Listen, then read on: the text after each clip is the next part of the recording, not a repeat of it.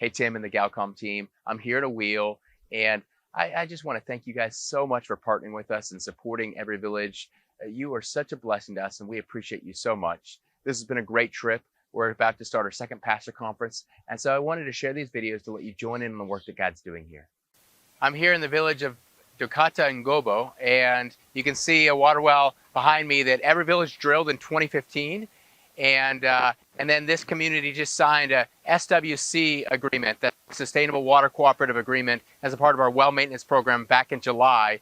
And we're thrilled that they wanted to participate in this program. We were just talking with the water committee chairman, and he's really happy with the SWC.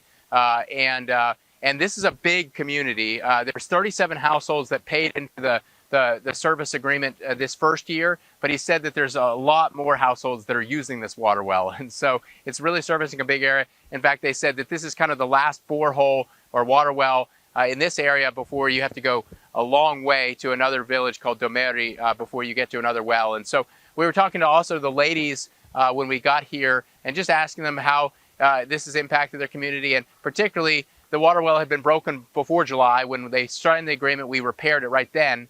And we were asking them where they got their water, and she said there's a place not far, so it's good that it's not far, but unfortunately she said it's a swamp, and it's just dirty, filthy water, and they know it's not good for them, they know it's not good for their kids, but what are they going to do? And you know, that kind of story is so common. It's such a sad story, and yet, you know, in the midst of that, there's opportunities for stories like this, of communities that have a vision for sustaining access to safe water for their families. And so we're thrilled that the SWC agreement can be a part of that. A pump mechanic that we've trained and certified has been assigned to this community, and he's supposed to be doing monthly check-ins to make sure that the water well is maintained.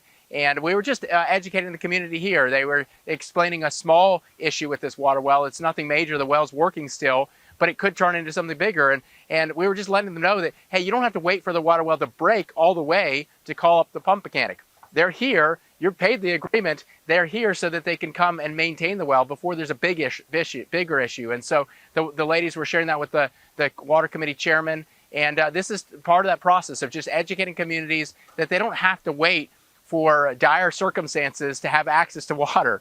They can do it and maintain it day in and day out with these cooperatives that we were able to provide. So we're really grateful for this opportunity to be here in this village, and just hope that this water program continues to grow and grow and grow so more communities have access to safe water.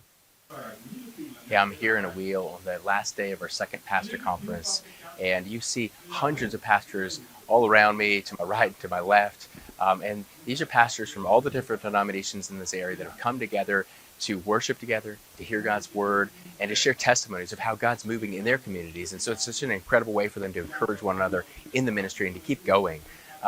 This morning we had a bishop from this area who got up and shared a testimony of how this conference and the radio station here has really impacted this entire region. He said that if you looked 10 years ago, all the different denominations had their own songs. They didn't really cross paths.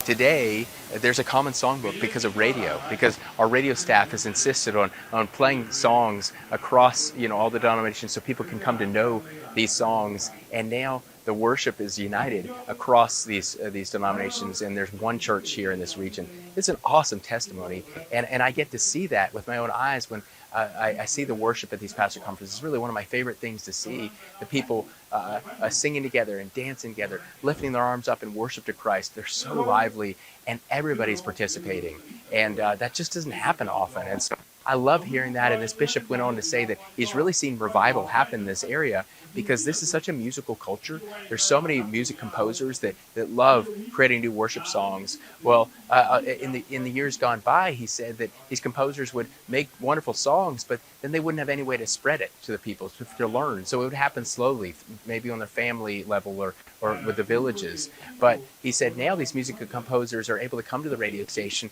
and bring these new worship songs to the radio station that's played, so the entire region is able to learn them. And this is the most populated area of the country, about 2 million people in the coverage area of our radio stations. And so it's just awesome to see how these pastor conferences and the radio station are making an impact in this area, helping build up the Church of Jesus Christ, give them a common vision for this area, bring revival. I mean, God's on the move in a powerful way. And so I love getting to be part of that. I want to share that with you. Thank you for your prayers. And let's just keep this going. I mean, God is doing it, and He just gives us the opportunity to be a part of it. So really grateful to share that with you today.